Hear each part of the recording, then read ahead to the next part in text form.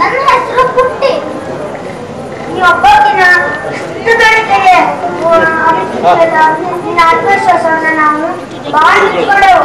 ನಿನ್ನ ಮೇಲೆ ಇವತ್ತು ಈ ಊರಿಗೆ ಗಂಧರ್ವಗಳಲ್ಲಿ ಸಿಕ್ಕ ಯೋಗ್ಯರು ಅಂತ ಕರ್ಕೊಂಡ್ಬಂದೆವು. ಇಲ್ಲೇ ಆರಾಮಿರು. ಇಲ್ಲಿ ಯಾವ ತೊಂದರೆಯೂ ಇಲ್ಲ, ಯಾವ ಸಮಸ್ಯೆಯೂ ಇಲ್ಲ. ನೀನು ಇಲ್ಲಿ ಯಾವ ಕೆಲಸವನ್ನು ಮಾಡಬೇಕಾಗಿಲ್ಲ. ನಾನು ಹೇಗೆ ಆರಾಮಿರಲಿ? ನನ್ನ ಜನ ಬಹಳ ದುಃಖದಲ್ಲಿದ್ದಾರೆ. ಬಡತನದಿಂದ ಸಾಯ್ಲಿಕ್ಕೆ ಹತ್ತಿದ್ದಾರೆ. ನನ್ನ ಅವಶ್ಯಕತೆ ಅಲ್ಲೇ ಇದೆ. ನಾನು ಹೋಗ್ಲೇಬೇಕು. ಅಲ್ಲಿ ಹೋಗ್ಬೇಕು. ನಾನು ಕೆರೆ ಹೂಳೆತ್ತು ಕೆಲಸದಿಂದ ಆಗ್ತದೇನೋ ನಿನಗೆ ಯಾರೂ ಸಹಾಯ ಮಾಡುವುದಿಲ್ಲ. ನಿನ್ನ ಕೆಲಸ ನೋಡಿ ಯಾರು ಮೆಚ್ಚಿಕೊಳ್ಳುವುದಿಲ್ಲ. ಯಾರು ಸಹಾಯ ಮಾಡ್ಲಿ ಬಿಡ್ಲಿ, ನಾನು ನನ್ನ ಕೆಲಸ ಮಾಡ್ಬೇಕು ಅಷ್ಟು ನನಗೆ ಗೊತ್ತಿದೆ. ನನ್ಗೆ ಯಾರು ಹೋಗ್ಲಿಕ್ಕೇನೋ ಬೇಡ, ಯಾರು ಹೋಗ್ಲಿಕ್ಕೇನೋ ಬೇಡ. ಎಷ್ಟೊಳ್ಳೆ ಗುಣ ಅದಲ್ಲ ನಿನ್ನ ಹತ್ರ. ನೀನು ಇಲ್ಲೇರು. ನೀನಿರ್ಬೇಕಾದ ನಾನಾ ತರದ ಡ್ರೆಸ್ಸು, ನಾನಾ ತರದ ತಿನಿಸುಗಳು ಏನೆಲ್ಲ ಕೊಡ್ತೀವಿ. ಇಲ್ಲ, ನಾನು ನಮ್ಮೂರಿಗೆ ಹೋಗ್ಬೇಕು. ನಮ್ಮ ಜನ ಹೊಸಲಿನ ಸಾಯ್ತಾ ಇದ್ದಾರೆ. ನನ್ನ ಅವಶ್ಯಕತೆ ಅಲ್ಲೇ ಇದೆ. ನೀ ಕೆರೆ ಹತ್ರ ಏನಾಗ್ತದ? ಮಳೆ ಬರ್ಬೇಕಲ್ಲ. ಪ್ರಕೃತಿ ನಾವು ತಿಳಿದಷ್ಟು ನಾವು ಇಂತೆಲ್ಲ ಮಳೆಗಳ ಬಗ್ಗೆ ಬರ್ತದೆ. ನಾವು ಕೆರೆ ಹತ್ರ ಬಂದಿರಲ್ಲ ಸಂಗ್ರಹ ಮಾಡ್ಬೇಕು. ಅದಕ್ಕೆ ಅಂದ್ರೆ ಮಾತ್ರ ಬಂದು ಹಿಡಿದಿಡ್ಲಿಕ್ಕೆ ಸಾಧ್ಯ ಆಗ್ತದೆ. ಶಬಾಷ್, ನೀನು ಒಳ್ಳೆ ಹುಡುಗಿ ಇದ್ದಿ. ಜಾಣ್ ಪುಟ್ಟಿ ನೀನು. ನಾನೀಗ ನಮ್ಮೂರಿಗೆ ಹೋಗ್ಬೇಕಲ್ಲ. ನಿನ್ನ ಮನಸ್ಸಿನೊಳಗಿದ್ದೆಲ್ಲ ನಾವು ಪೂರೈಸ್ತೀವಿ. ನೀನು ಹಳ್ಳಿಗೆ ಹೋಗೋದ್ರೊಳಗ ಮಳೆ ಬರ್ತದೆ, ಬೆಳಿ ತುಂಬಾ ತುಂಬಿರ್ತದ, ಹೊಲದ ತುಂಬಾ ಬೆಳೆ ಬೆಳೆದಿರ್ತದೆ. ನಿಮ್ಮ ಊರಿನ ಜನ ಎಲ್ಲ ತಿರುಗಿ ಬರ್ತಾರೆ. ಅದರಿಲ್ಲ, ನಾನೀಗ ನಮ್ಮೂರಿಗೆ ಹೋಗ್ಬೇಕಲ್ಲ. ಒಳ್ಳೆ ವಿದ್ಯೆ ಕಲ್ತ್ಕೋ. ನಿನ್ನ ಊರಿನ ಜನ ನಿನ್ನನ್ನು ಹೊಗಳುವಂಗಾಗಲಿ. ನಾನು ಒಳ್ಳೆ ವಿದ್ಯೆ ಕಲ್ತ್ಕೊತೀನಿ, ಜನರ ಉದ್ಧಾರ ಮಾಡ್ತೀನಿ. ನಮ್ಮ ಹಳ್ಳಿನ ಒಂದು ಸಂಪೂರ್ಣ ಸ್ವಾವಲಂಬಿ ಹಳ್ಳಿಯನ್ನಾಗಿ ಮಾಡ್ತೀನಿ. ಶಬಾಷ್, ನಿನ್ನಂತ ಆದರ್ಶವನ್ನು ಎಲ್ಲಾ ಮಕ್ಕಳು ಕಲಿತ್ಕೊಂಡ್ರ ಎಷ್ಟು ಚಲೋ. ನಾನೀಗ ನಮ್ಮೂರಿಗೆ ಹೋಗ್ಬೇಕಲ್ಲ. ಆದ್ರು ನೀ ಕಣ್ಣು ಮುಚ್ಕೋ. ಕಣ್ ತೆಗೆದ್ರೆ ನೀನ್ ನಿಮ್ಮ ಒಳ್ಳೆಯದು. ನಾವು ಇಲ್ಲಿಂದ ನಿನ್ನನ್ನು ಬೀಳ್ಕೊಡ್ತೇವೆ. ನಾವು ನಿನ್ನನ್ನು ಯಾವಾಗಲೂ ನೆನೆಸ್ತಾ ಇರ್ತೀವಿ. ಹೋಗಿ ಬಾ. ಜಾಗೃತಿ ಕಣ್ಣು ಮುಚ್ಕೊಂಡ್ಯಾ? ಕಣ್ಣು ಮುಚ್ಕೊಂಡೆ.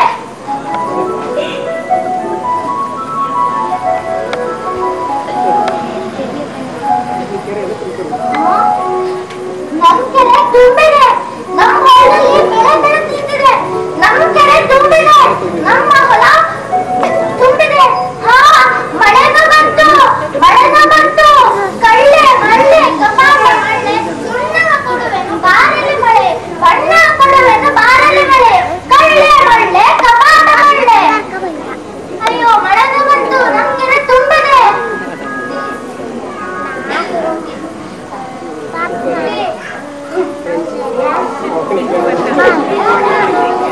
ಓ ಅಣ್ಣ, ಶಿವು, ಪಾಳು, ಒಟ್ಟವ, ಗಮ್ಮಪ್ಪ, ಈರಣ್ಣ.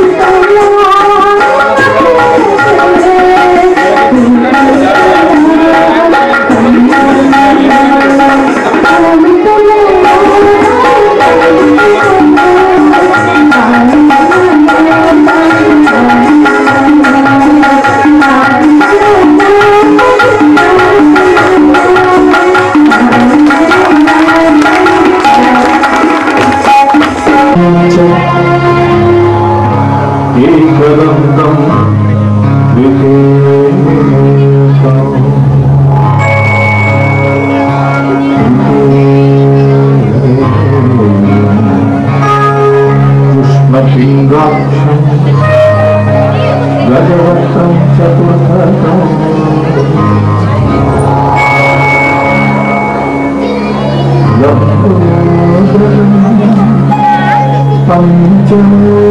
पंचमोच्च षष्ठं विकटमेव च सप्तं विघ्नराजं च धूम्रवर्णं तथा धनम्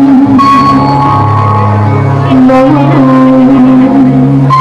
भालचन्द्रं च दशमं कोविना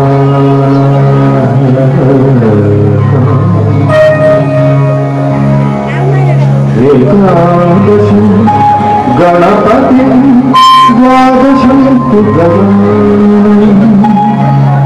द्वादशैतानि नामानि त्रिसन्ध्यो यपठे नरः न च विघ्नभयं तस्य सर्वसिद्धिकरो प्रभो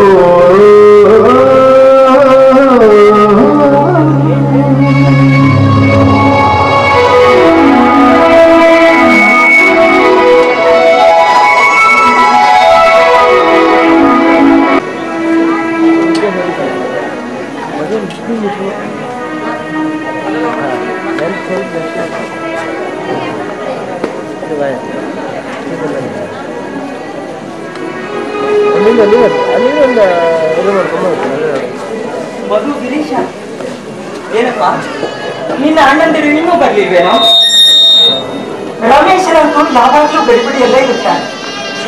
ಈ ಮಾಲ್ತೇಶರಾದ್ರೂ ಇನ್ನು ಯಾಕೆ ಬರ್ಲಿಲ್ವೋ ಏನು?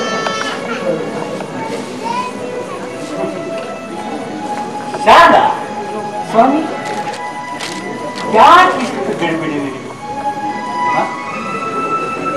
ನಮ್ಮ ರಮೇಶ ಕೆಲಸದ ಒತ್ತಡ ಒಂದು ಕಡೆಗೆ ಅಭ್ಯಾಸ ಒತ್ತಡ ಒಂದು ಇನ್ನು ಮಾಲ್ತೇಶ ದಣಿಗಳ ಮನೆಯಲ್ಲಿ ಕೂಲಿ ಕೆಲಸ ಎಲ್ಲ ಕೆಲಸ ಮುಗಿಸ್ಕೊಂಡು ಬರ್ಬೇಕಷ್ಟೇ.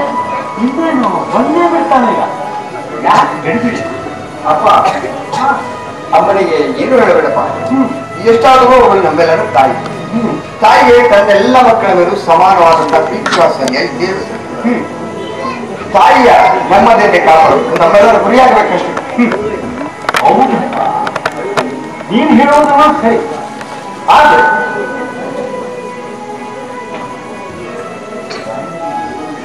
ತಾಯಿಯನ್ನು ದೇವರು ಒಂದೇವಾದನು. ಆದ್ರೆ ತಂದೆ ಹಾಗಲ್ಲಪ್ಪ, ತಂದೆ ತಾಯಿ ಇಬ್ಬರು ಪೂಜ್ಯರೇ. ಆದರೆ ತಾಯಿಯಲ್ಲಿ ತುಸು ದೈವಾಂಶ ಹೆಚ್ಚು ಎಂಬುದು ನನ್ನ ತಿಳುವಳಿಕೆ. ಯಾಕೆಂದ್ರೆ ನಮ್ಮನ್ನ ತೆತ್ತು ಸಾಕಿ ಸಲಹಿ ದೊಡ್ಡವರನ್ನ ಮಾಡಿದಾರಲ್ಲ.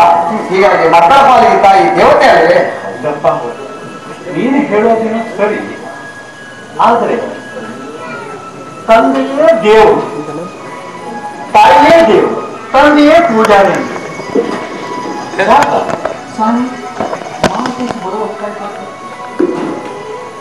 ರಮೇಶ ಇನ್ನೂ ಬರಲಿಲ್ಲ. ಪಾಪ ಭಾರತೇಶ ಸಾವುಕಾರ ಭೀಮೇಗೌಡ ಮನೆ ಕೆಲಸದ ಆಳು. ಪಾಪ ದಿನವಿಡೀ ಮೈಮೈಗೂ ದುಡಿಯುತ್ತಾನೆ. ಸ್ವಲ್ಪವೂ ಸ್ವಾರ್ಥ ಭಾವನೆ ಇಲ್ಲದ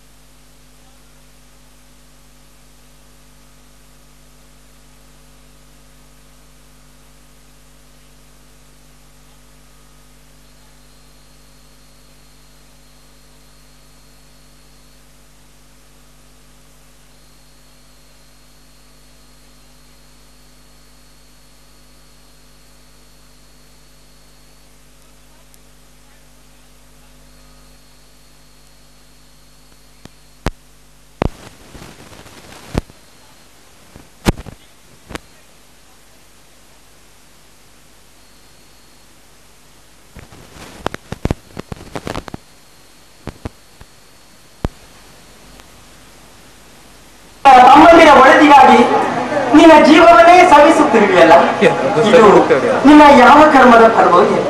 ಯಾವ ಕರ್ಮದ ಶಿಕ್ಷೆಯೋ ಏನು? ಅಮ್ಮ, ಇದು ಕರ್ಮಕ್ಕೆ ಸಿಕ್ಕ ಶಿಕ್ಷೆ ಅಲ್ಲ, ಇದು ನನ್ನ ಕರ್ಮದ ದೀಕ್ಷೆ. ದೇವಿ ಸ್ವರೂಪಳಾದ ಇಂತಹ ತಾಯಿಯನ್ನ ನೋಡು, ಬರುವಂತಹ ಸಹೋದರರನ್ನ ಪಡೆದು ನಾನು ತಂದಿನ ನೋಡು, ತಂದೆ ತಾಯಿಗಳಾದ ನಿಮ್ಮನ್ನ, ಈ ಸಹೋದರರನ್ನ ನನ್ನ ಕಣ್ಣು ರೆಪ್ಪೆಗಳಂತೆ ಕಾಪಾಡಬೇಕೆಂಬುದೇ ನನ್ನ ಜೀವನ ಮಹೋದ್ದೇಶ. ಅದನ್ನು ನೆರವೇರಿಸಿಕೊಡುವ ಕಾಳಜಿ ಮಾಡಿಕೊಳ್ತಾರೆ. ಮಗು ಮಾಲತೇಶ, ನಿನ್ನ ತಮ್ಮಂದಿರಿಗೆ ಉತ್ತಮವಾದ ನೌಕರಿ ದೊರೆತು ಅವರು ಚೆನ್ನಾಗಿ ಬಾಳಿದರೆ ನಮಗಿಂತ ಭಾಗ್ಯವಂತರೇ ಈ ಭೂಮಿ ಮೇಲೆ ಇಲ್ಲ. ಆದರೂ ನನಗೆ ಯಾಕೆ ತುಂಬಾ ಭಯವಾಗ್ತಾ ಇದೆ. ನಿನ್ನ ತಮ್ಮಂದಿರು ಪರೀಕ್ಷೆಯಲ್ಲಿ ಉತ್ತಮ ಗುಣಗಳನ್ನು ಪಡೆದು ಪಾಸಾದು ಮುಂದೆ ನೌಕರಿಯನ್ನು ಪಡೆಯುವಾಗ ಎಲ್ಲೆಲ್ಲಿ ಯಾರ್ಯಾರಿಗೆ ಎಷ್ಟೆಷ್ಟು ಲಂಚವನ್ನು ಕೊಡಬೇಕಾಗುತ್ತದೆಯೋ ಎನ್ನುವುದೊಂದೇ ನನ್ನ ಭಯ. ಅದೇ ನನ್ನ ಚಿಂತೆ.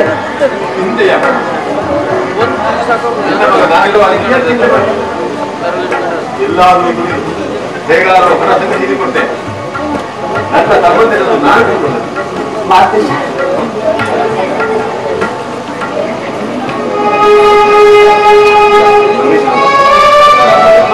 ಬಾ ಮುಂದೆ ಬಾ. ಅಪ್ಪ, ನೀವಿಬ್ಬರು ಒಟ್ಟಿಗೆ ನಿಂತ್ಕೊಳ್ಳಿ. ನಮಸ್ಕಾರ. ನನ್ನ ಆಶೀರ್ವಾದ. ಅಮ್ಮ, ನಾನು ಪರೀಕ್ಷೆಯಲ್ಲಿ ಪ್ರಥಮ ದರ್ಜೆಯಲ್ಲಿ ಪಾಸಾಗಿ. ಹೌದೇನಪ್ಪ? ನೋಡಿ ಸ್ವಾಮಿ, ನಮ್ಮ ರಮೇಶ. ಅಪ್ಪ, ಇವೆಲ್ಲದರ ಕೀರ್ತಿ ನಮ್ಮಣ್ಣ ಬಾಲಕೃಷ್ಣನಿಗೆ ತಿಳಿದು. ಮಾತೇಶ, ನಿನ್ನ ತಮ್ಮ ಫಸ್ಟ್ ಕ್ಲಾಸ್ನಲ್ಲಿ ಪಾಸಾಗಿದ್ದಾನಂತ ನನ್ನ ಆಶೀರ್ವಾದ. ತಾಯಿ ನಮಸ್ಕಾರ ಮಾಡೋದು ಮುಗಿತು. ತಾಯಿಗಿಂತ ದೊಡ್ಡ ದೇವರು ಯಾರೆಲ್ಲ ಹೇಳು? ನಾನೆಲ್ಲ ಯಾವ ಮಹಾನ್ ಇರ್ತೇನೆ. ಅಲ್ಲ, ನಮಗೆ ವಿದ್ಯಾದೇವಿಯ ಅನುಗ್ರಹಿಸಲು ಹಗಲು ಕ್ಷಮಿದಂತ ನೀನು ತಾಯಿಯಷ್ಟೇ ಗೌರವಕ್ಕೆ ಅದನಪ್ಪ. ನಿರ್ಮಾತಿಲ್ಲ ಗಿರೀಶ, ನಿರ್ಮಾತಿಲ್ಲ. ಸದಾ ನಮ್ಮ ಅಭ್ಯುದಯಕ್ಕಾಗಿ ಹಗಲಿರುಳು ದುಡಿದು ತನ್ನ ಜೀವವನ್ನೇ ಸಲ್ಲಿಸಿದ ನಮ್ಮ ಅಣ್ಣನನ್ನ ದೂರೀಕರಿಸುವುದು ಸರಿಯಲ್ಲ. ಎಷ್ಟೇ ಆದರೂ ನಮಗಾಗಿ ಅವನು ಮಾಡಿದ ತ್ಯಾಗದ ಋಣವನ್ನು ತೀರಿಸಲು ನಮ್ಮಿಂದ ಖಂಡಿತ ಸರಿ. ಎಲ್ಲಗಳ ಮಧ್ಯದಲ್ಲಿ ಒಂದು ಸಂತೋಷದ ವಿಷಯ. ಏನು ಬಂದಲ್ಲಿ ನಾನು ತಹಶೀಲ್ದಾರ್ ಜೊತೆಗೆ ಅರ್ಜಿ ಬರುತ್ತೇನೆ. ಅಯ್ಯೋ ರಮೇಶ, ನೀನು ಹೇಳುವುದೇನೋ ನಿಜ. ಆದ್ರೆ ಮಾಲತೇಶ ಈಗ ತುಂಬಾ ಹಣದ ಅಡಚಣೆಯಲ್ಲಿದ್ದಾನೆ. ನೋಡಪ್ಪ ಮಗನೇ, 4 ದಿವಸ ಬಿಟ್ಟು ಅರ್ಜಿ ಹಾಕಲಾಗ್ದೇನೋ? ಅಮ್ಮ, ಕಾಲ ಕೂಡಿ ಬಂದಾಗಲೇ ಕಾರ್ಯ ಸಿಕ್ಕಾಗುತ್ತೆ. ನೀನೇನು ಚಿಂತಿಸಬೇಡ. ನಿನ್ನ ಮಗ ನಾನಿಲ್ವೇ? ಎಲ್ಲರೂ ಹಗಲು ಇರುಳು ದುರ್ಗಾರು ನನ್ನ ತಮ್ಮನ ಖರ್ಚಿಗೆ ನಾನು ಕೊಡ್ತೇನೆ. ಹೌದೇನೋ ಕಳ್ಳ? ಹೇಳ, ಎಷ್ಟು ಬೇಕು ನಿಮಗೆ? ಅಣ್ಣ, ಈ ಸತ್ಯ ನನಗೆ ಬರೀ ಒಂದು 100 ರೂಪಾಯಿ ಸಾಕು. ಸರಿ. ನೀನು ಇಂಟ್ರಿ ಬಂದ್ಮೇಲೆ ಮುಂದಿನ ವಿಚಾರ. ಹಾಗೆ ಆಗ್ಬೋದು. ಅಲ್ಲ, ನಾನು ಸಹ ನಿನ್ನೊಂದಿಗೆ ಕೆಲ್ಸಕ್ಕೆ ಬರ್ತೇನೆ. ರಮೇಶ್ ನಿನಗೆ ಕೆಲಸ ಸಿಕ್ತು ಅಂತಾದ್ರೆ ನಮ್ಮೆಲ್ಲ ಕಷ್ಟಗಳು ದೂರವಾಗುತ್ತೆ.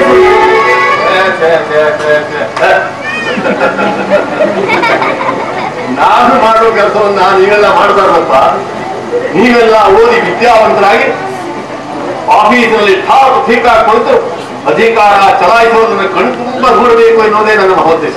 ಹೌದಲ್ಲ ಗಿರೀಶ, ನಿಜ ಹೇಳ್ಬೇಕು ಅಂದ್ರೆ ತಮ್ಮಂದಿರ ಉಜ್ವಲ ಭವಿಷ್ಯಕ್ಕಾಗಿ ತನ್ನ ಬದುಕನ್ನೇ ದಾರಿ ಎಳೆಯುವಂತಹ ವ್ಯಕ್ತಿ ಈ ನನ್ನ ಮುದ್ದು ಮಗ ಮಾಲತೇಶ. ನೋಡ್ರಪ್ಪ, ನೀವೆಲ್ಲರೂ ಸೇರಿಕೊಂಡು ನಮ್ಮ ಮನೆತನವನ್ನ ಬೆಳಗ್ಗೆ ಎನ್ನುವುದೊಂದೇ ನಮ್ಮ ದೊಡ್ಡ ಆಸೆ ಅಲ್ವೇನ್ರಿ ಸ್ವಾಮಿ? ಆಯ್ತಮ್ಮ, ಈ ಮನೆಯನ್ನ ನಂದನವನ್ನಾಗಿ ಮಾಡುವುದೇ ನಮ್ಮೆಲ್ಲರ ಉದ್ದೇಶ. ಈ ಸಂತೋಷದಲ್ಲಿ ನಾವೆಲ್ಲ ಹಾಡಿ ಕುಣಿಯೋಣ.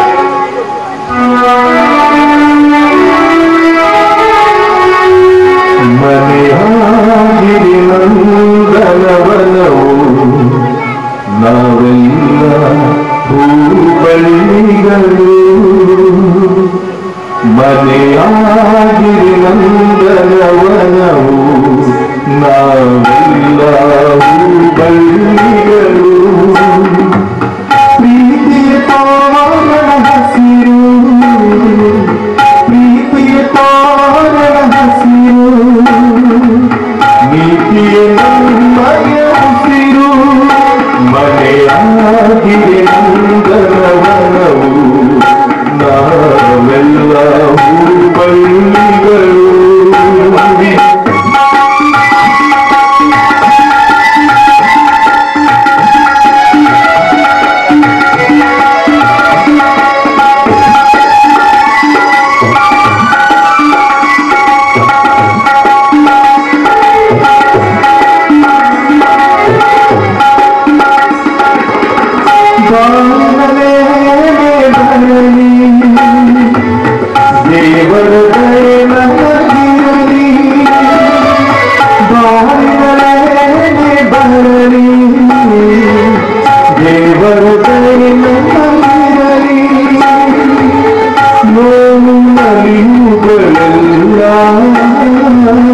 ನೋವಿನ ನಿಲುಗಳೆಲ್ಲ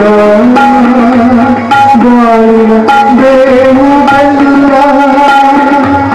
ಬಾಳಿನ ಬೇವುಗಳೆಲ್ಲ ಮನೆಯಾಗಿ ಅಂದರವನವು ನಾವೆಲ್ಲ ಹೂಬಳ್ಳಿಗಳು ಮನೆಯಾಗಿ ಅಂದರವನವು ನಾವೆಲ್ಲ ಹೂಬಳ್ಳಿಗಳು ಪ್ರೀತಿಯ ತೋರಣ ಹಸಿರು ಪ್ರೀತಿಯ ತೋರಣ ಹಸಿರು ನೀತಿಯ ನಮ್ಮ ಹಸಿರು ಮನೆಯಾಗಿ ಅಂದರವನವು ನಾವೆಲ್ಲ ಹೂಬಳ್ಳಿಗಳು ನಾವೆಲ್ಲ ಹೂಬಳ್ಳಿಗಳು ನಾವೆಲ್ಲ ಹೂಬಳ್ಳಿಗಳು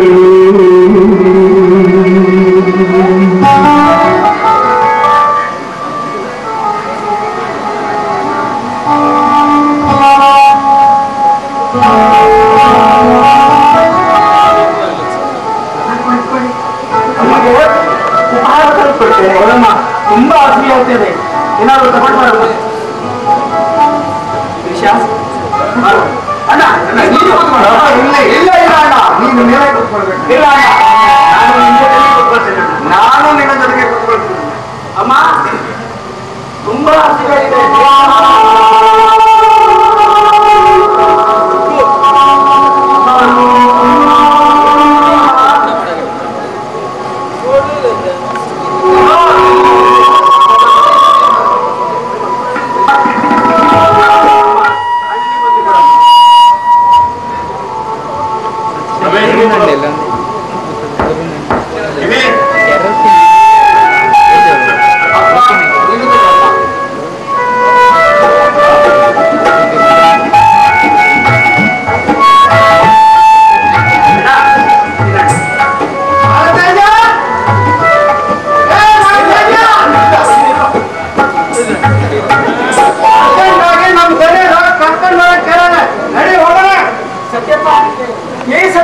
ಏನ್ ಗಡಿಬಿಡಿಯೋ ಸ್ವಲ್ಪ ನಿಂತ್ಕೊಳ್ಳು ಮಕ್ಕಳು ಈಗ ತಾನೇ ಉಪಹಾರ ಮಾಡ್ತಾ ಇದ್ದಾರೆ ಮಾರ್ದೇಶ ಉಪಹಾರ ಮುಗಿಸ್ಕೊಂಡು ಬರ್ತಾರೆ ನೀನು ಮುಂದೆ ನಡಿಯಪ್ಪ ಸ್ವಲ್ಪ ಆಗಿ ಬರ್ತಾನೆ ಅಂತ ಹೇಳಪ್ಪ ಅದಾಗೋ ಮಾತಾಡ್ರಿ ನಮ್ಮ ಧನ್ಯರು ಏನೇ ಕೆಲಸ ಹೇಳಿ ಅರ್ಜೆಂಟ್ ಆಗಿ ಆಗ್ಬೇಕ್ರಿ ಹಾ ಮಾತೇಜ ನೀವ್ ಬರ್ತಾ ಇಲ್ಲ ಯಾವ ನೀನು ನನ್ನ ಅಣ್ಣನನ್ನ ಏಕವಚನದಿಂದ ಸಂಬೋಧಿಸುವೆ ಊಟ ಉಪಹಾರಕ್ಕೂ ಬಿಡುವ ಯಾವ ನಿನ್ನ ಹೊರತಾಗೌಡ ಕಿವಿ ತುಡುಕ್ಬಿಡ ಬಡವರ ಸಿಟ್ಟು ದವಡೆ ಕೂಡ ಏನೋ ಮಾಡ್ತೀರಿ ನೋಡು ಅವಿಷ್ಟೊಂದು ಶ್ರೀಮಂತ ನಿಮ್ಮ ಅಣ್ಣನಿಗೆ ಹಣ ಬೇಕು ನನಗೆ ಕೆಲಸ ಬೇಕಪ್ಪ ಅವರು ಎಷ್ಟೊಂದು ಶ್ರೀಮಂತ ಅವರು ನೀವು ಹುಡ್ಕೊಂಡು ಹೋಗೋದೇ ನನ್ನ ಅಣ್ಣ ಕೋಪದ ಬರದಲ್ಲಿ ಹಾಗಂದ ಅಣ್ಣ ಊಟ ಉಪಹಾರಕ್ಕೂ ಬಿಡ ಅವರು ಎಷ್ಟು ಕಟ್ಟುತ್ತಾರಪ್ಪ ಎಷ್ಟು ಕಟ್ಟುತ್ತಾರೆ ನೋಡ್ಗಿರಿ ಇದು ದೇವರಿಗೆ ತತ್ವ ಪರೀಕ್ಷೆ ಇದನ್ನೆಲ್ಲ ಜಯಿಸಿ ನಾವು ಮುನ್ನುಗ್ಗಬೇಕು ನೋಡು ನೀನೇನು ಚಿಂತೆ ಮಾಡಬೇಡ ಒಂದು ಮಾತು ಹೇಳ್ತೇನೆ ಕಾಲನ್ನ ಕಳ್ಕೊಳ್ಬೇಡ ಚೆನ್ನಾಗಿ ಉಪಹಾರ ಮಾಡ್ತೇನೆ ಅಣ್ಣ ನಾನು ಬರ್ತೇನೆ ನನ್ನನ್ನ ಕ್ಷಮಿಸೋಣ ಇದ್ರ ಕ್ಷಮೆ ಅಂತ ಅಮ್ಮ ನಾನು ಬೇಗ ಹೋಗಿ ಬರ್ತೇನೆ ನಾನು ಈ ತಮ್ಮಂದಿರಿಗೆ ಹೊಟ್ಟೆ ತುಂಬಾ ಉಪಹಾರ ಕೊಡು ಬರ್ತೀನಿ ಬೇಗನೆ ಬಂದ್ಬಿಡಿ ಮಗನ ಎಂಥ ದೊಡ್ಡ ಇತ್ತ ನಮ್ಮನ್ನು ಸದಾಕಾಲ ರಕ್ಷಿಸಿ ಅತ್ತ ದಣಿಗಳ ಮರ್ಜಿಯನ್ನೂ ಕಾಯ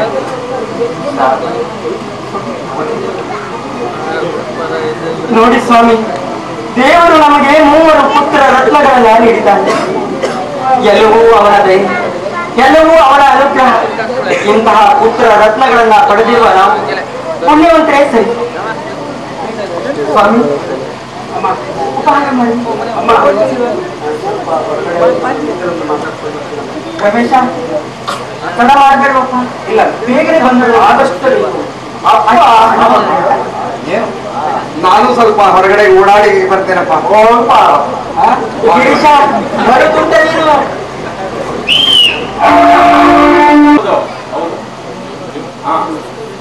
ಯಾರು ಕೂಡಿತಾನೆ? ಓಕೆ ಓಕೆ, ನಾಳೆ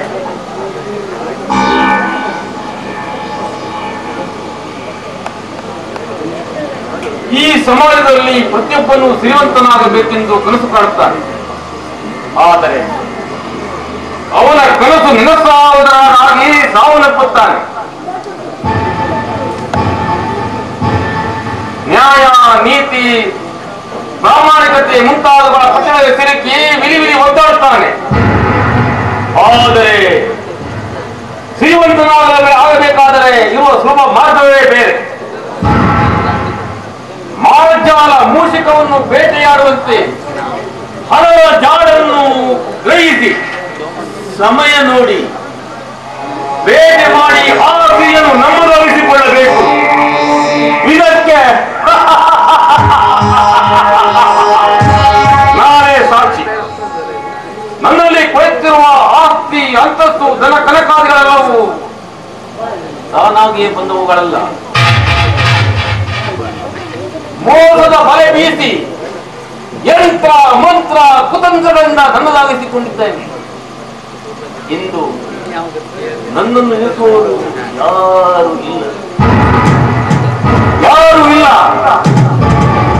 ನಾನಿಂದು ಮನಸ್ಸು ಮಾಡಿದರೆ ನಿಂತಲ್ಲೇ ಇದನ್ನವರನ್ನು ಸಮಾಧಿ ಮಾಡಬಲ್ಲೆ. ನಾನು ಯಾರು? ಭೀಮೇಗೌಡ. ನನ್ನ ನಿಲ್ಲಿಸುವರು ಯಾರೂ ಇಲ್ಲ.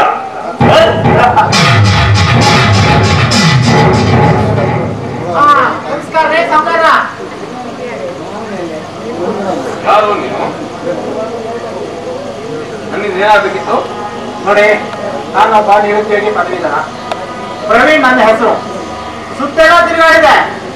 ಎಲ್ಲಿ ನೋಡಿದ್ರು ತಮ್ಮದೇ ಹೆಸರು, ತಮ್ಮ ಘನತೆಯದೇ ಕೀರ್ತಿ. ಅದಕ್ಕಾಗಿ ಒಮ್ಮೆ ತಮ್ಮನ್ನು ಭೇಟಿಯಾಗೋಣ ಅಂದ್ರದ್ದು. ಅದಕ್ಕೆ ತಮ್ಮನ್ನು ಹುಡ್ಕೊಂಡು ಬರ್ತಾ ಇದ್ದೆ. ಅಷ್ಟರಲ್ಲಿ ತಾವು ಇಲ್ಲೇ ಸಿಕ್ಕಿದ್ದು ನನ್ನ ಪುಣ್ಯವೇ ಸರಿ. ಅದಕ್ಕೆ ನನ್ನನ್ನೇ ನೋಡಬೇಕೆಂದಿತ್ತು. ಅದೇನು ಲಕ್ಷ್ಮಿ ನಿಮ್ಮ ಮನೆಯಲ್ಲಿ ಕಾಲು ಮುರಿದುಕೊಂಡು ಬಿದ್ದಿದ್ದಾಳಂತಲ್ಲ, ನಾನು ಸ್ವಲ್ಪ ಅವರ ಆರೈಕೆ ಮಾಡಿ ಅವರ ಕರ್ಮ ಕಟಾಕ್ಷವನ್ನು ನೋಡೋಣ ಅಂತ ಅದಕ್ಕಾಗಿ ಬಂದಿತ್ತು. ನಮ್ಮ ಮನೆಯಲ್ಲಿ ಲಕ್ಷ್ಮಿ ಎನ್ನುವರು ಯಾರೂ ಇಲ್ಲವಲ್ಲ? ಯಾರ ಕಾಲು ಮುರಿದಿಲ್ಲ. ಒಟ್ಟಾರೆ ನೀನು ಏನು ಹೇಳ್ತಿರೋದು ಅಂತ ಅರ್ಥನ ಆಗ್ತಾ ಇಲ್ಲ. ಶ್ರೀಮಂತ್ರ ಯಾವುದೋ ಲಕ್ಷ್ಮಿ ಅಲ್ಲ, ನಿಮ್ಮಲ್ಲಿರುವ ಹಣ ಶ್ರೀಮಂತಿಗೆ. ನೀವು ಹೇಗೆ ಶ್ರೀಮಂತರಾದ್ರಿ ಎಂಬುದನ್ನ ತಿಳಿದುಕೊಂಡು ನಾನು ನಿಮ್ಮ ದಾರಿಯಲ್ಲಿ ನಡೆದು ಅಂತ ಸ್ವಲ್ಪ ಬೆಳೆಸ್ಕೊಳ್ಳೋಣ ಅಂತ. ಹಾಗೆ ನಿಮ್ಮ ಮನೆಯಲ್ಲಿ ಅದನ್ನೊಂದು ಕೆಲಸ ಮಾಡಿಕೊಂಡು ಉದಯ ಪೋಷಣೆ ಏನಾದರೂ ಮಾಡಿಕೊಳ್ಳೋಣ ಅಂತ. ನೋಡಿ ಶ್ರೀಮಂತರೆ, ಕೆಲಸ ಕೊಡಿ. ನಾನು ನೀವು ಕಾಲಿನ ತೋರಿಸಿದ್ದನ್ನ ತಲೆ ಮೇಲೆ ಮಾಡ್ತೀನಿ. ದಯವಿಟ್ಟು ಇಲ್ಲ ಅಂತ ಮಾತ್ರ ಹೇಳ್ಬೇಡಿ. ಅಲ್ಲ, ಈಗಿನ ವಿಷಯ ಪ್ರವೀಣ, ನಿನ್ನ ಮಾತಿನ ಮುಡಿಗೆ ತೆಗೆದುಕೊಂಡೇ ನೀನು ಬಾ ಜಾಣಂದು. ಆದರೆ ಎಂಬ ಅಪಸ್ವರ ಏಕೆ ನೋಡ್ರೆ, ನಿಮ್ಮ ಯಾವುದೇ ರೀತಿಯ ಕೆಲಸವನ್ನು ನಾನು ಮಾಡಿಕೊಡ್ತಿದ್ದೇನೆ. ಅಂದ್ರೆ ನಿಮ್ಮ ಕೆಲಸ ನ್ಯಾಯದಿರ್ಲಿ, ಅನ್ಯಾಯದಿರ್ಲಿ, ನೀತಿಯಿಂದ ಕೂಡಿರ್ಲಿ, ಅನೀತಿಯಿಂದ ಕೂಡಿರ್ಲಿ, ಧರ್ಮದಾಗಲಿ, ಅಧರ್ಮದಿಂದ ಕೂಡಿರ್ಲಿ, ಅಲ್ಲದೆ ಪಶುಪಾಲನೆ ಆಗಲಿ, ರಸಪಾಲನೆ ಆಗಲಿ, ಯಾವ ಕೆಲಸವನ್ನಾದ್ರೂ ಅಚ್ಚುಕಟ್ಟಾಗಿ ಮಾಡಿ ಮುಗಿಸ್ತೀನಿ. ಅದೇನು ಸರಿ. ಆದರೆ ಎಲ್ಲ ಕೆಲಸವನ್ನು ನಿನ್ನ ಒಪ್ಪಂದಲ್ಲೇ ಮಾಡಲು ಸಾಧ್ಯವಿಲ್ಲವಲ್ಲ? ಅದಕ್ಕೆ ಸಂಬಂಧಪಟ್ಟ ಅಧಿಕಾರಿಗಳು, ಸಿಬ್ಬಂದಿ ವರ್ಗ ಇವರೆಲ್ಲರ ಸಹಕಾರ ಬೇಕಾಗುತ್ತದೆ. ಶ್ರೀಮಂತರೆ, ಹಿಂದಿನ ಕಾಲದಲ್ಲಿ ಹಣ ಬಂದಿದ್ರೆ ಏನ್ ಬೇಕಾದ್ರೂ ಸಾಧಿಸಬಹುದು. ಎಲ್ಲ ನಾಯಿಗಳು ಎಂಜಿನ ಜೋಡಿಸುತ್ತಾ ಬಿದ್ದಿರುವೆ. ಅಂದ ಮೇಲೆ ನಿಮ್ಮಲ್ಲಿ ತಂಗಳಕ್ಕೂ ಸಾಕಷ್ಟು ಬಿದ್ದಿದೆ. ಹೀಗಿರುವಾಗ ಬೀದಿ ನಾಯಿಗಳನ್ನು ಸಾಕೋದು ಏನು ಮಾಡಿಬಿಡಿ. ಎಲ್ಲಾ ರೋಗಗಳಿಗೂ ಔಷಧಿಗಳಿವೆ, ವಿಟಮಿನ್ಗಳಿವೆ. ರೋಗದ ಚಾರ ತಿಳಿದ ತಕ್ಷಣ ಔಷಧಿ ಬಳಸಿದ್ರಾಯ್ತು, ವಿಟಮಿನ್ ಉಪಯೋಗಿಸಿದ್ರಾಯ್ತು. ತನ್ನಿಂದ ತಾನೇ ಸಿಗೋದು. ಶಾಲೆಗೆ ಕೆಲಸ ಕೊಡಬೇಕು. ಆದರೆ ಒಂದೆರಡು ಕಂಡೀಷನ್ ಇದೆ, ಒಪ್ಪುವಿಯಾ?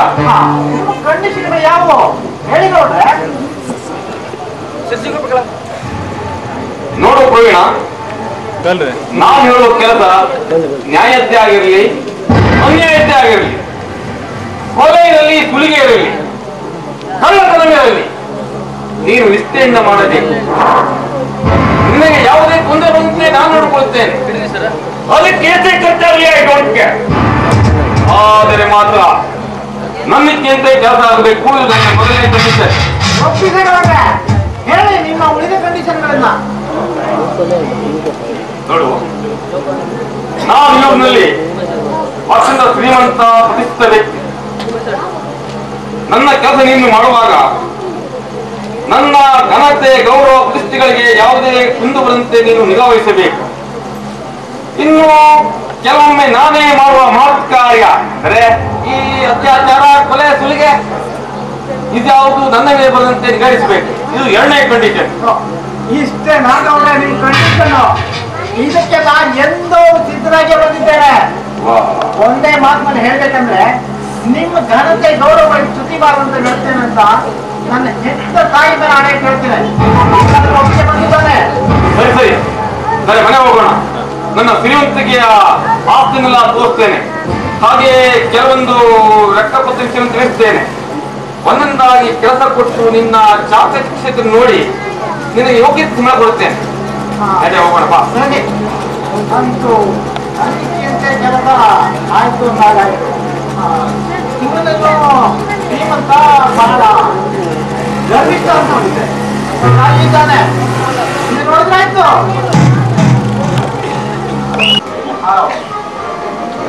ಮಾಲ್ತೇಶ, ಏ ದಲಿತ ಮಾಲ್ತೇಶ,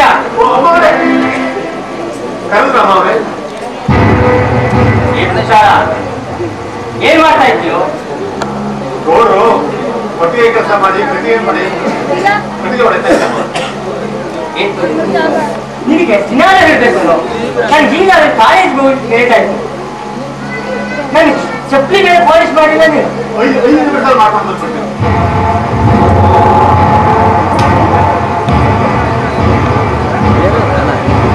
ಬಂದೇನೋ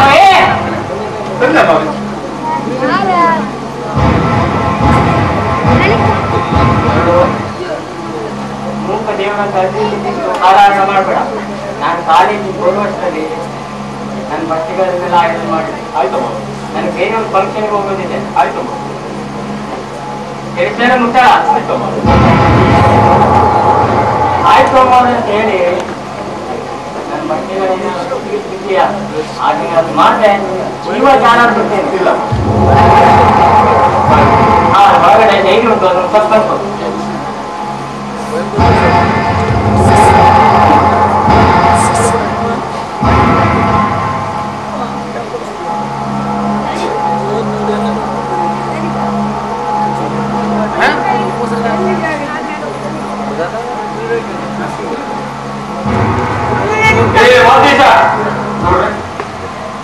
ನೋಡು, ಇವರು ಪ್ರವೀಣ್ ಅಂತ ಇವತ್ತಿನಿಂದ ನನ್ನ ಸ್ವತಂತ್ರ ಸೆಕ್ರೆಟರಿ.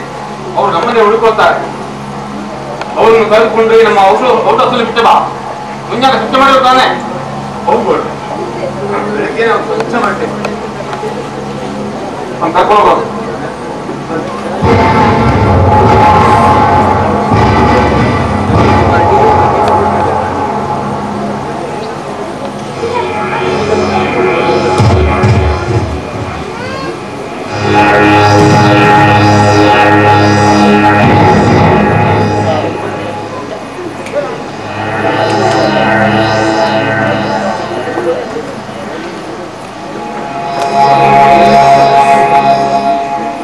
ಮಾತೇಜ ಯಾಕೋ ಹಸಿವೇನೋ ಆಗ್ತಾ ಇದೆ. ನಾನು ಮನೆಗೆ ಹೋಗಿದ್ದೆ, ಊಟ ಮಾಡ್ಕೊಂಡು ಬಂದು ಕೆಲಸ ಮಾಡ್ತೀನಿ.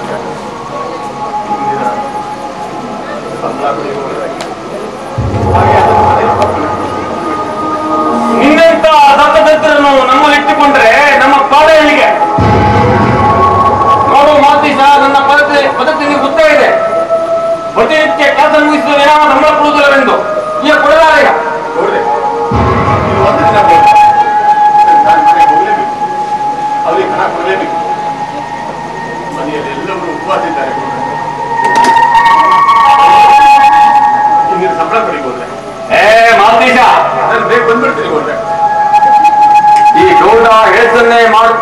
ಮಾಡುತ್ತದೆ ಹೇಳ್ತಾನೆ. ಸುಮ್ಮನೆ ಕೆಲಸ ಮಾಡಿ ಹೋಗು, ಆಮೇಲೆ ಕರ್ಕೊಂಡು ಹೋಗುತ್ತೆ. ಹೋಗ ಹೋಗ.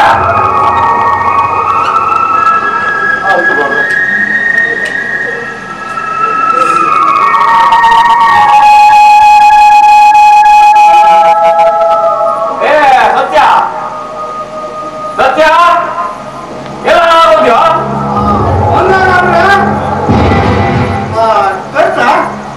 ನಿನ್ನ ಮನೆ ಹಾಳಾಗಲಿ. ನಿನ್ನೆ ಇಲ್ಲ ಮೊನ್ನೆ ಇಲ್ಲ, ನಿನ್ನ ಮುಖನೇ ಕಾಣಿಸ್ತಾ ಇಲ್ಲ. ಅದೇ ನೀವೇ ಹೇಳಿದ್ರಲ್ಲ, ಬಾಕಿ ವಸೂಲಿ ಬಡ್ಡಿ ವಸೂಲಿ ಎಲ್ಲ ಮಾಡ್ಕೊಂಡು ಬಾ ಅಂತೇಳಿ. ಅದಕ್ಕೆ ಮುಂದೆ ಮತ್ತು ಆ ಚಾರ ಅಂಗಡಿಲಿ, ಆಮೇಲೆ ಚಕ್ರ ಅಂಗಡಿಲಿ, ಎಣ್ಣೆ ಅಂಗಡಿಲಿ ಎಲ್ಲ ಹೊರತು ಬಂದಿಂದೆ. ಓ ಈಗ ವಿಷಯ ಏನು ಮಕ್ಕಳು ಆ ಸಂಘ ಹಣ ಕೊಟ್ಟನ ಕಿರ್ಕಿರ್ತ ಅಂತ ಆ ಸಂಗಪ್ಪ ಅವ್ನು ಹೇಳ್ತೀನ ಹರಿಯಾಕ ಅವಳ ತಾಯಿ ಮನೆ ಕಳ್ತೇನಂತೆ. ಏನೋ 2-3 ದಿವಸದಲ್ಲಿ ಹೋಗಿ ಕೊಡ್ತ ಅಂತ ಹೇಳಂತೆ. ಮತ್ತ ಇನ್ನೊಂದಾಗಿ ಇಮಾಮ್ ಸಾಬೆ ಅದೇನ್ ಕೇಳ್ರಿ, ಅವ್ನು ಶತ್ಲಿಗತ್ರಿ ರೋಗ ಬಂದು ಪೂರ್ತಿ ಹೈರಾಣ ಆಗೋಯ್ತಂತ್ರಿ. ಅದಕ್ಕೆ ಅವ್ನು ಇನ್ನೂ ಒಂದು ಸ್ವಲ್ಪ ಹಣ ಬೇಕಂತ್ರಿ. ಅದೇ ನಿಮ್ದವನು ಬರ್ತಾ ಅಂತ ಹೇಳೇನ್ರಿ ಅವ. ಮುಂದೆ ಮದುವೆ ಅವೇನಂದ್ರೆ ಅವ ಇದ್ದಾನಲ್ಲ, ಅವನ ಮದುವೆಗ ತಯಾರು ಮಾಡ್ತಾನೆ. ಅದೇ ಬಡ್ಡಿ ಮತ್ತು ಆದ್ರೂ ಎರಡು ಇನ್ನೂ ಸ್ವಲ್ಪ ಇರುತ್ತೆ ಬಿಟ್ಟು ಬರ್ತಾರಂತೆ.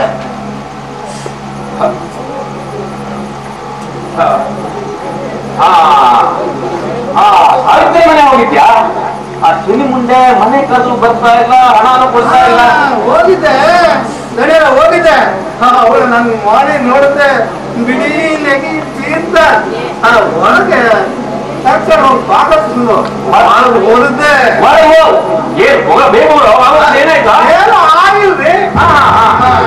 ಒಳ್ಳೆ ದಪ್ಪನ ಚಾ ಮಾಡಿ ಕೊಟ್ರು. ನಿಮ್ಮ ವಿಚಾರ ನನ್ನ ವಿಚಾರ ಎಲ್ಲ ವಿಚಾರಿಸಲು. ಅದಕ್ಕೆ ಅದು ಇದು ಹಾಯ್ದೆ ಹೊರತ 1.5 ತಾಸು ಲೇಟ್ ಮಾಡಿದ್ರು ನೋಡಿ. ಹಾಕಿ ದಪ್ಪಿ ಚಾ ವಿಷಯ ಆಗಿರ್ಲಿ, ಹಣದ ವಿಷಯ ಏನಾಯ್ತಾ? ಅದೇ ಅವಳು ಮುಖ ನೋಡಿದ್ರೆ ನನಗೆ ದುಃಖ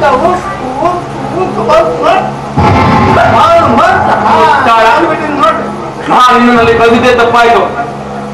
ನೀನಲ್ಲಿ ಹೋದ್ಮೇಲೆ ಅವಳ ವಯ್ಯಾರಕ್ಕೆ ಮುಖ ನೋಡಿ ಬಂದು ಕೆಲಸನೇ ಮಾತಾಡ್ ಕಾಣುತ್ತೆ. ಹೌದೇನಾ? ಅವಳೇ ವಿಚಾರಿಸಿದ್ರು, ನಿಮ್ಮ ದನಿಯರು ಆರಾಮಿದ್ದಾರ, ಅವ್ರು ಯಾವ ನನ್ನ ಹತ್ರ ಬರ್ತಾರ ಅಥವಾ ನಾನೇ ನಿಮ್ಮ ಹತ್ರ ಬರ್ಬೇಕಾ ಅಂತೇಳಿ ಕೇಳಿ ತಿಳಿಕೆ ಅಂತ ಹೇಳ್ಬೇಕಾದ್ರೆ.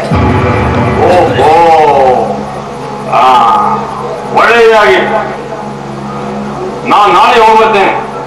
ನೀನ್ ಮಾತ್ರ ಅವ್ರ ಮನೆ ತಲಾಕ್ ಬೇಡ. ನಾ ಹೋಗ್ಬರ್ತೇನೆ. ಸತ್ಯ ನಕ್ಷತ್ರ ಫೈಲ್ ತಗೊಂಡು ಬಾ, ಲೆಕ್ಕ ನೋಡ್ಬೇಕು.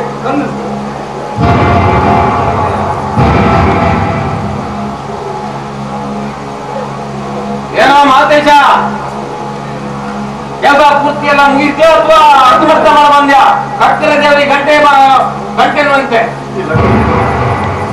ಎಲ್ಲ ಸರಿಯಾಗಿ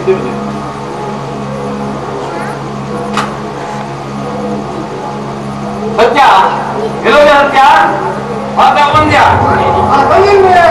ಮಗಳೇ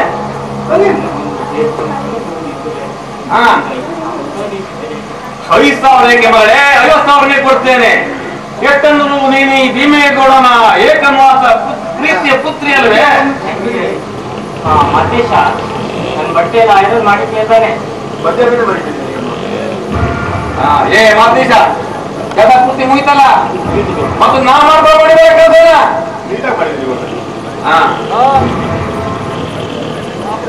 ಕೆಲಸನ ಇವತ್ತಿನ ಸಂಬಳ ನಾಳೆ ಮತ್ತು ಮುಂಚಿತವಾಗಿ ಬರಬೇಕು. ಹೋಗೋ.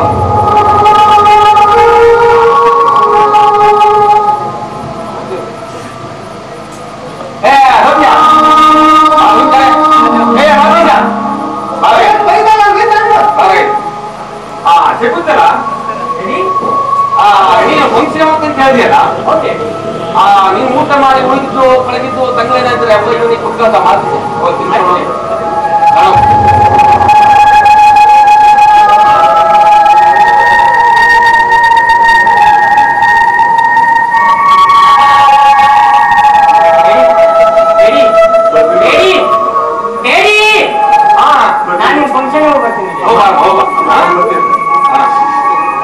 ಹೋಗ ಹೋಗ.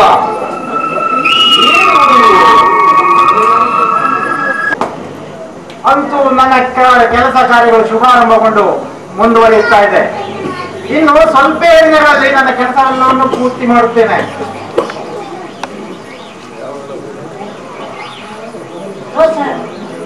ಹಲೋ, ಯಾಕೆ ಒಬ್ಬರು ಏನೋ ವಿಚಾರ ಮಾಡ್ತಾ ಇದ್ದೀರಲ್ಲ? ಈ ಪ್ರಕೃತಿ ತನ್ನ ಮಡಿಲಲ್ಲಿ ಎಂತ ಸೌಂದರ್ಯವನ್ನು ತುಂಬಿ ನಿಂತಿದೆ.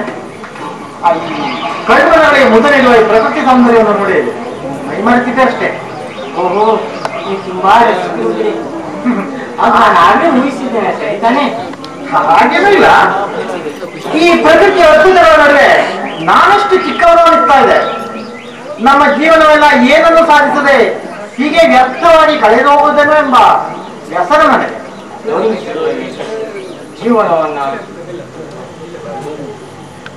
ಜೀವನವನ್ನ ಬರೀ ಹೊರಗಿನಲ್ಲೇ ಕಳೆದು ಹೋಗಲು ಬಿಡಬಾರದು. ಅದಕ್ಕೆ ಬಣ್ಣ ನೀರೆರವಿ ಪೋಷಿಸಿ ಆನಂದ ಪಡಬೇಕು.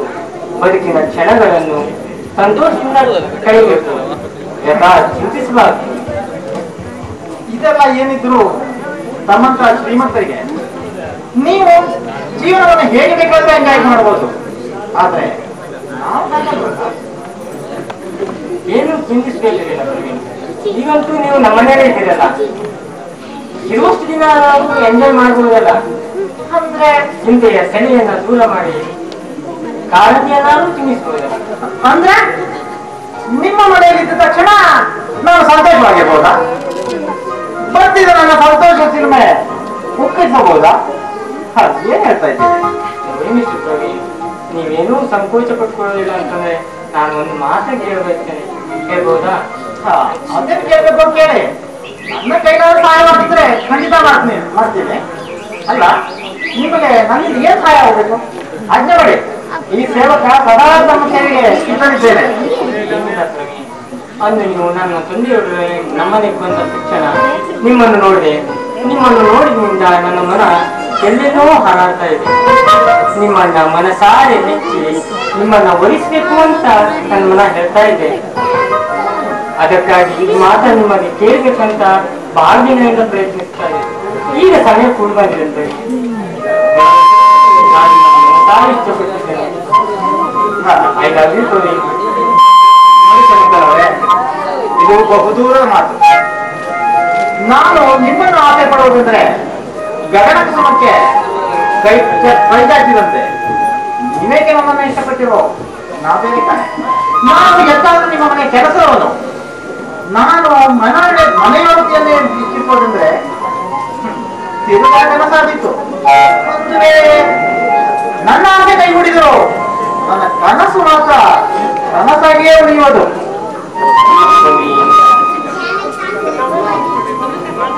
ಒಂದು ಹೆಣ್ಣು ತಾನು ಇಷ್ಟಪಟ್ಟ ಗಂಡನ್ನು ಎಂದೂ ಮರೆಯುವುದಿಲ್ಲ. ಅಂತೆ ನಾನು ಕೂಡ ನಿಮ್ಮ ಜೀವನದ ಕನಸುಗಳನ್ನ ಪೂರೈಸಲು ಶಕ್ತಿ ಮೀರಿ ಪ್ರಯತ್ನಿಸ್ತೇನೆ. ನನ್ನ ಮಾತ್ರ ದೂರ ತರಬೇಕು. ನೀವೇನೋ ಹೀಗಂತೀರಾ? ಆದ್ರೆ ನಿಮ್ಮ ತಂದೆಯವರು ನನ್ನನ್ನು ಒಪ್ಪಿಕೊಂಡೆ. ಅವರು ನಮ್ಮಿಬ್ಬರ ಮೇಲಿನಕ್ಕೆ ಸಮ್ಮತಿಸುತ್ತೆ. ನೋಡ್ಕೊ, ತಂದೆಯವರು ಒಪ್ಪಿದಂತೂ ಸರಿ. ಒಪ್ಪಿದಾಗಿದ್ದು ಈ ನಿನ್ನ ಸಣ್ಣ ಸುಖವನ್ನು ಬಯಸಿ ನಾನು ನಿನ್ನ ಹತ್ರ ಬಂದೇ ಬರ್ತೇನೆ. ದಯಮಾಡಿ ನನ್ನನ್ನು ದೂರ ತರಬೇಕು. I love you. ಆಗ್ಲೇ ನಾನಾದ್ರೂ ಅಷ್ಟೇ ನಿಮ್ಮನ್ನ ಆ ದಿನ ನೋಡಿದ್ನಲ್ಲ, ಅವತ್ತೇ ಇಷ್ಟಪಟ್ಟಿದ್ದೆ. ಆದ್ರೆ ನಮ್ಮಿಬ್ಬರ ಈ ವ್ಯವಹಾರ ಈಗಲೇ ಬಹಿರಂಗವಾಗೋದು ಬೇಡ. ನಮ್ಮಿಬ್ಬರ ಪ್ರಣಯದಾಗವೇನಿದ್ರು ಗೌಪ್ಯವಾಗದೆ ನೋಡು. ನೀನು ನಾನು ಇಚ್ಛೆ ನಡೆಯಬೇಕು. ಹಾಗಂತ ಹಾಗಿದ್ದರೆ ಹಾಗೆ ಹೊರಟಿಗೆ ಆಕಾಶದಿಂದ ಎಷ್ಟು ಚಂದವಾಗಿ ಹಾರಬೇಕು. ಹಾಗೆ ನಾವು ಕೂಡ ಜೋಡಿ ಹಕ್ಕಿಗಳಾಗಿ ಹಾಡಿನಲ್ಲಿ ಒಂದು ಅಮಾಮ ಇದೆ.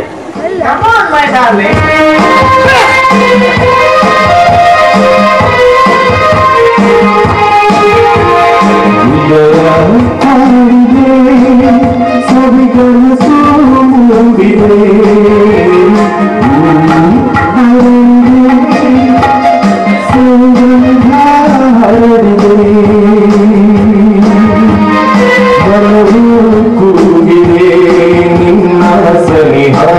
ಬಯಸಿದೆ ಮನವು ಕೂಗಿದೆ ನಿನ್ನ ಸನಿಹ ಬಯಸಿದೆ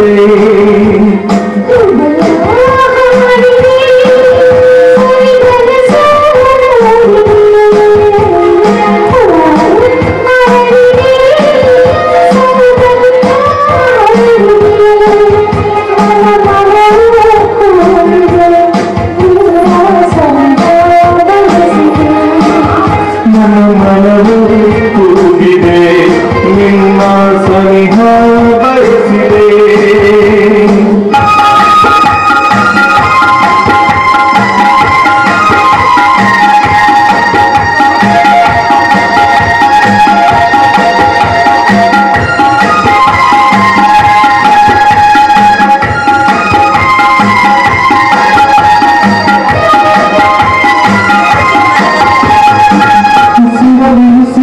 ಬೆಳೆಸಿದೆ ನೀನು ಕನಸನ್ನು ನನಸು ಮಾಡಿದೆ ನೀನು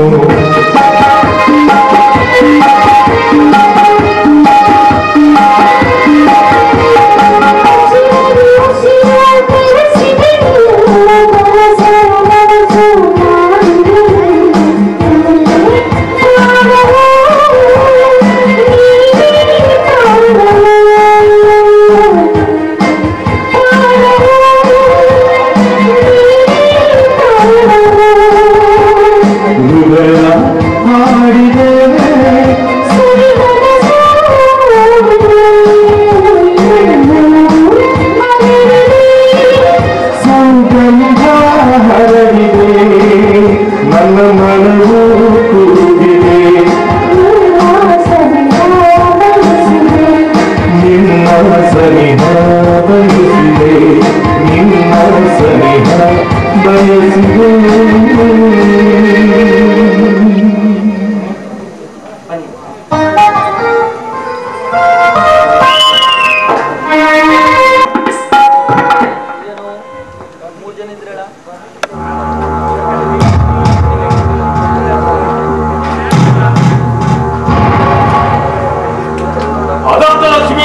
ಉಳಿದು ಬಂದರೆ ಸಕಲ ಆಸ್ತಿಯು ತಾನಾಗೇ ಬಂದು ಸೇರುವುದು.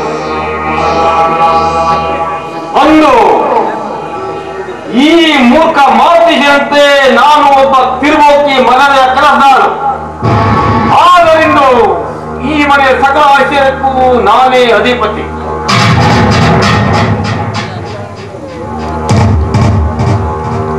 ಇಂದು ನಾನು ಆಶೀರ್ವಾದವನ್ನು ಪಡೆಯಬಲ್ಲೆ. ಆದರೂ ನನ್ನಲ್ಲಿ ಎರಡು ಕೊರತೆಗಳಿವೆ. ಮೊದಲನೇದಾಗಿ ನನಗೆ ಗಂಡು ಸಂತಾನವಿಲ್ಲ. ಆದರೇನಂತೆ ಗಂಡು ಮಗುವಿಂತಲೂ ಪ್ರಭಾವಶಾಲಿಯಾದ ಮಗಳಿದ್ದಾಳೆ. ಈ ನನ್ನ ಸಕಲ ಆಸ್ತಿಗೂ ಅವಳೇ ವಾಸದಾಳು. ನನ್ನ ಇನ್ನೊಂದು ದೌರ್ಬಲ್ಯವೆಂದರೆ ಈ ಮನೆಯ ಕಾಗದ ಪತ್ರ ಆಸ್ತಿಗಳ ಕಾಗದಪತ್ರ ಒಂದು ಕೂಡಿತವಾಗಿಲ್ಲ. ಅದನ್ನು ಹೇಗಾದರೂ ಮಾಡಿ ನೋಂದಾಯಿಸಿಕೊಳ್ಳಲೇಬೇಕು. ಹೇಗೂ ಪ್ರೇರಣೆಯಿದ್ದಾನೆ. ನಾನಾಡುವ ಪಗಡೆಯಾಟದಲ್ಲಿ ಸಬಲವಾದ ದಾಳಾಗಿದ್ದಾನೆ. ಅವನನ್ನೇ ಉಪಯೋಗಿಸಿಕೊಂಡು ಈ ಕಾಗದ ಪತ್ರ ನೋಂದಾಯಿಸಿಕೊಳ್ಳುವಲ್ಲಿ ಜಯಶಾಲಿಯಾಗಲೇಬೇಕು. ಜಯಶಾಲಿಯಾಗಲೇಬೇಕು.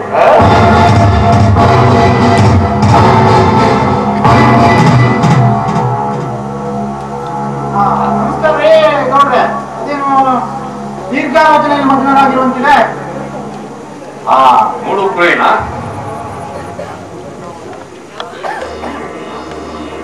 ನಾನು ಮಾಡಬೇಕಾದ ಕೆಲಸ ಬಹಳಷ್ಟು ಇದೆ. ಅದರ ಕುರಿತಾಗಿ ಯೋಚಿಸ್ತಾ ಇದ್ದೇನೆ.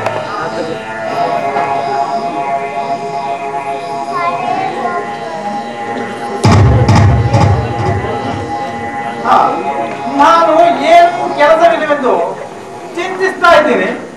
ನೀವು ಕೆಲಸ ಮಾಡುವುದಿದೆ ಎಂದು ಕೈಕಟ್ಟಿ ಕುಳಿತಿರಲ್ಲ, ಅದೇನು ಕೆಲಸ ಇದೆ ಹೇಳಿಕೊಡ್ರೆ ನೀವು ಹೇಳಿ ಮುಗಿಸುವಷ್ಟರಲ್ಲೇ ನಾನು ಕೆಲಸ ಪ್ರಾರಂಭಿಸುತ್ತೇನೆ.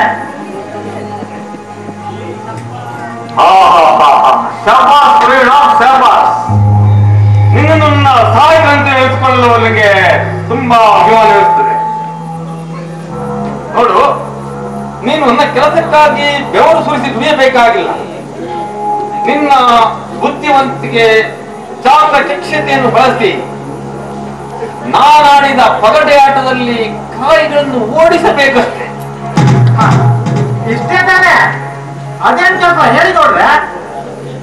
ನೋಡ್ಕೋ ಪ್ರವೀಣ, ಈಗ ಈ ನಮ್ಮ ಘನ ಸರ್ಕಾರದವರು ಈ ಊರ ಬಡವರಿಗಾಗಿ 200 ಎಕರೆ ಜಮೀನು ಹಾಗೂ ಲಕ್ಷಾಂತರ ಹಣವನ್ನ ಮಂಜೂರು ಮಾಡಿದ್ದಾರೆ. ಆದರೆ ಎಂದು ಅಷ್ಟಕ್ಕೆ ನಿಲ್ಲಿಸಿದ್ರೆ ಅದೇನು ಮಾಡಬೇಕು ಅಂತ ಧೈರ್ಯವಾಗಿ ಹೇಳಿ ನೋಡ್ರೆ. ಅದೇ ನೋಡು, ಇದನ್ನೆಲ್ಲ ಆಸ್ತಿ ಅದನ್ನು ಹೇಗಾದ್ರೂ ಮಾಡಿ ನನ್ನದಾಗಿಸಿಕೊಳ್ಬೇಕು. ಇದೇ ನನ್ನ ಸಮಸ್ಯೆ. ಈಗ ಅಂದ್ರೆ ಈಗ ನನ್ನ ಏನ್ ಮಾಡುವಂತೀರಾ?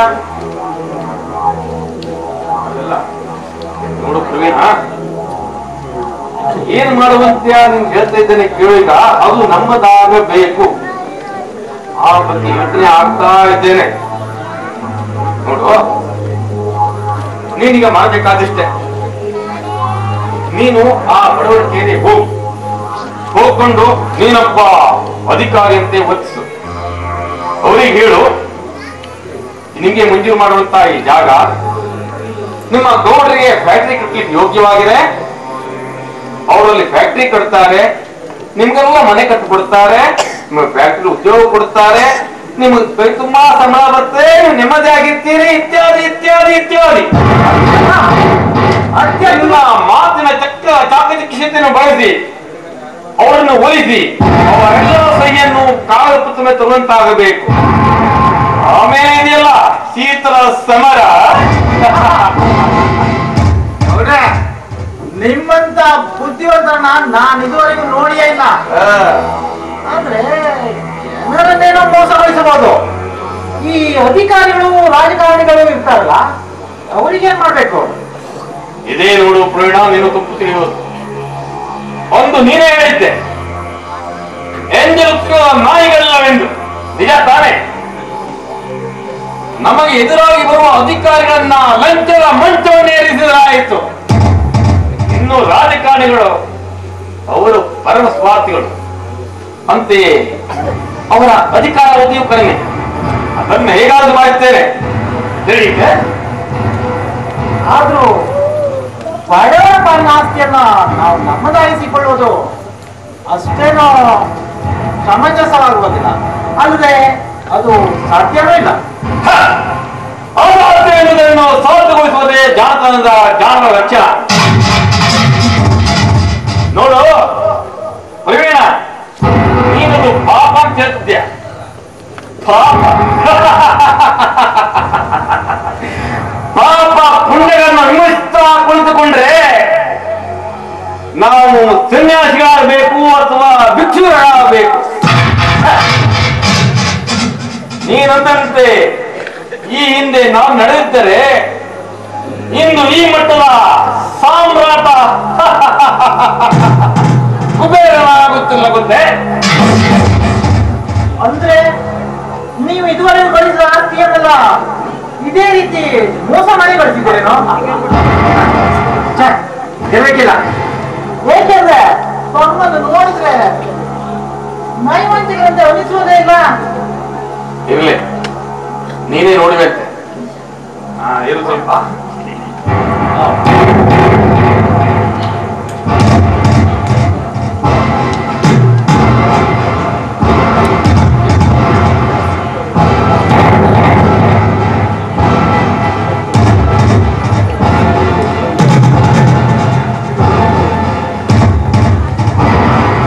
ನೋಡಿ ಇಲ್ಲೇ ನೋಡಿ, ನನ್ನ ಕಪಟ ನಾಟಕದ ಜಾಡನ್. ಏನು ಹೊಡ್ರೆ? ನಾನು ಅವತ್ತು ಹೇಳಿದ್ನಲ್ಲ, 20 ವರ್ಷಗಳ ಹಿಂದೆ ನಾನು ಈ ಮನೆಯ ತಿರುಬೋತಿ ಆಳೆಂದು. ಈ ಆಸ್ತಿಯನ್ನೆಲ್ಲ ನನ್ನದಾಗಿಸಿಕೊಂಡ ಕಾಗದ ಪತ್ರಗಳು.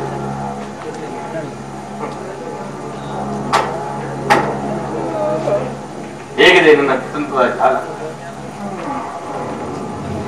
ಅಡ್ಡಿಲ್ಲ, ನೀವು ಇವನ್ನೆಲ್ಲ ಅದಕ್ಕೆ ಅವನಿಗೆ ವಾಚಿಕೊಂಡು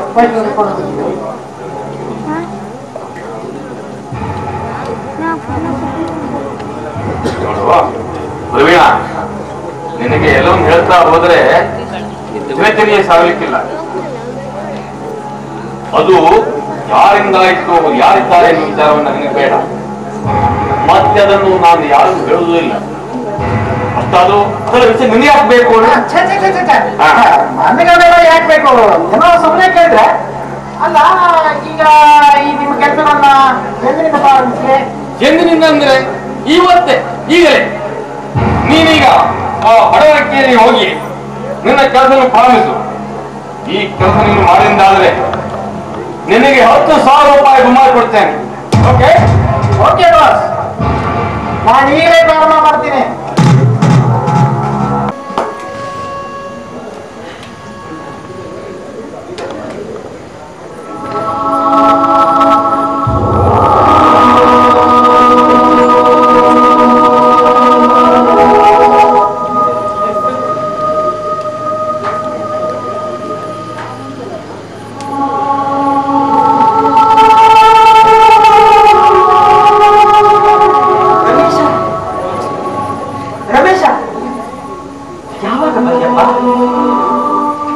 ನಿನ್ನ ಇಂಟರ್ವ್ಯೂ ಮುಗಿತೇನೋ ಕಲ್ಲ? ಅಮ್ಮ, ಯಾಕಪ್ಪ ಮುಖ ಸಪ್ಪಿಗೆ ಮಾಡ್ಕೊಂಡಿದ್ಯಾ? ನಾವು ಕೈ ಸಿಗ್ಲಿಲ್ವೇನೋ? ಹೇಳು ಮಗನೇ, ಏನಾಯ್ತು ಅಂತ ಹೇಳು. ಅಮ್ಮ, ಇಂಟರ್ವ್ಯೂ ಬಂದಿದ್ದು ಆಯ್ತು, ಪಾಸ್ ಆಗಿ ಆಯ್ತು. ಆದ್ರೆ ಏನಾಯ್ತಪ್ಪ? ನೌಕರಿ ಸಿಗ್ಲಿಲ್ವೇನೋ ಕಲ್ಲ? ನಾಳೆನೇ ನೌಕರಿಗೆ ಹಾಜರಾಗಲು ತಿಳಿಸಿದ್ದಾರೆ. ಮತ್ತೇನಪ್ಪ? ಆ ನೌಕರಿಗೆ ಸೇರ್ಬೇಕಂದ್ರೆ 2 ಲಕ್ಷ ರೂಪಾಯಿನ ಡಿಪಾಸಿಟ್ ಹಣವನ್ನು ಕೇಳಿದಾರಮ್ಮ. 2 ಲಕ್ಷ ಕೇಳಿದ್ದೀರ?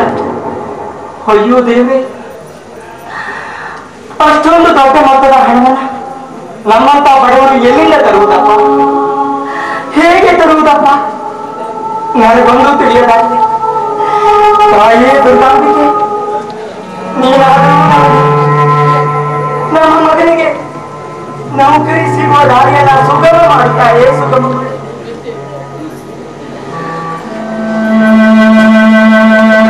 ರಮೇಶ, ಮುಂದೇನ್ ಮಾಡುವುದಪ್ಪ? ಏನಾಯ್ತು ರಮೇಶ?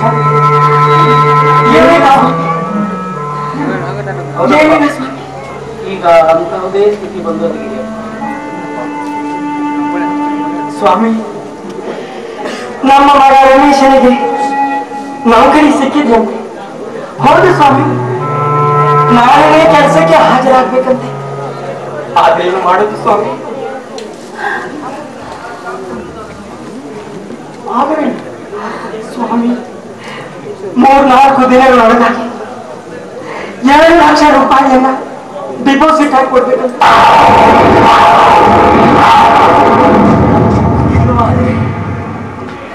ಆ ಜಾಗಕ್ಕೆ ಬೇರೆಯವರನ್ನ ನೇಮಿಸಿಕೊಡ್ತಾ ಇದ್ದೇನೆ.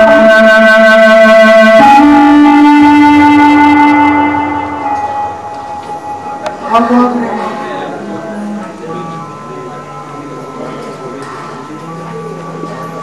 ಈಗ ಉಳಿತದ್ದು ಒಂದೇ ಜನ. ನಮ್ಮ ಮನೆಯನ್ನೇ ಮಾರಿಬಿಡೋಣ. ಸ್ವಾಮಿ, ಸ್ವಾಮಿ, ಏನ್ ಹೇಳ್ತಾ ಇದ್ದೀರಾ ನೀವು? ನಮಗಿರುವುದು ಇದು ಒಂದೇ ಮನೆ. ಈ ಮನೆಯನ್ನು ಬಿಟ್ಟರೆ ಬೇರೆ ಯಾವುದೇ ಆಸ್ತಿ ಇರುವುದಿಲ್ಲ. ನಾವು ಎಲ್ಲಿಗೆ ಹೋಗ್ಬೇಕು?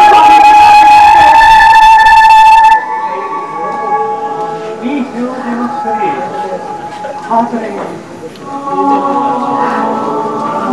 ಏನು ಮಾಡುವುದು ಸ್ವಾಮಿ? ನನಗಂತೂ ತೋಟದಾಗಿದೆ. ನಮ್ಮ ಮಗ ಬರ್ತೇ ಇಲ್ಲ. ಏನು ತೋಚದಾಗಿರೋ ಸಮಸ್ಯೆ? ಏನು ಹೇಳೋದು ಕಲ್ಲ? ಈ ಜೀವನದಲ್ಲಿ ಕಣ್ಣೀರು ಸುರಿಸುವುದೊಂದನ್ನ ಬಿಟ್ಟರೆ ಬೇರೆ ಏನನ್ನೂ ಮಾಡಲಾಗದ ದುರ್ದೈವಿಗಳಪ್ಪ ನಾವು. ಏನಾಯ್ತು? ಅಕ್ಕ ಕಣ್ಣೀರು ಸುರಿಸುತ್ತಾ ಕಥೆ ಏನಾಯ್ತು ಹೇಳು. ನಿನ್ನ ಮಗ ನಾನು ನಿವಾರಿಸ್ತೇನೆ. ಮಗ ಮಹಾಂತೇಶ, ನಮ್ಮ ರಮೇಶನಿಗೆ ನೌಕರಿ ಸಿಕ್ಕಿದ್ದೆಂದು. ಹೌದಪ್ಪ, ಹೌದು. ಆದ್ರೆ ಆದರೆ ಏನಮ್ಮ ನಾಳೆ ಹಾಜರಾಗ್ಬೇಕಂತೆ. ಇನ್ನೂ ಹಾಜರಿ ಹೇಳುವ ಒಂದು ಪ್ರಶ್ನೆ ಇದೆಯಪ್ಪ. ಅಲ್ಲಮ್ಮ, ಸಂತೋಷ ಪಡುವ ವಿಷಯದಲ್ಲಿ ಈ ದುಃಖದ ಕಣ್ಣೀರಕ್ಕೆ ಹೇಳು. ಸಂತೋಷ ಪಡೋಣ. ಸ್ವಾಮಿ, ಮೌನವಾಗಿ ಯಾಕೆ ನಿಂತಿದ್ದೀರಾ? ನಾನು ಮತ್ತು ಮಗನಿಗೆ ನೀವೇ ಹೇಳಿ. ಅಪ್ಪ, ನಮ್ಮ ರಮೇಶನಿಗೆ ನಾಳೆ ನಾಡಿದ್ರಲ್ಲಿ 2 ಲಕ್ಷ ರೂಪಾಯಿ ಡಿಪಾಸಿಟ್ ಅಂತ ತರಬೇಕು. ಕರ್ತವ್ಯಕ್ಕೆ ಹಾಜರಾಗಲು ಹೇಳಿದ್ದಾರೆ. ಬೇರೆ ಯಾರಿಗೂ ನೌಕರಿಯನ್ನು ಹಾಕ್ಬಿಡ್ತಾರೆ. 2 ಲಕ್ಷ ರೂಪಾಯಿ ಇಲ್ಲಿಂದ ಎಂಥ ಸಮಸ್ಯೆಯನ್ನು ತಂದಿದ್ದೀಪ.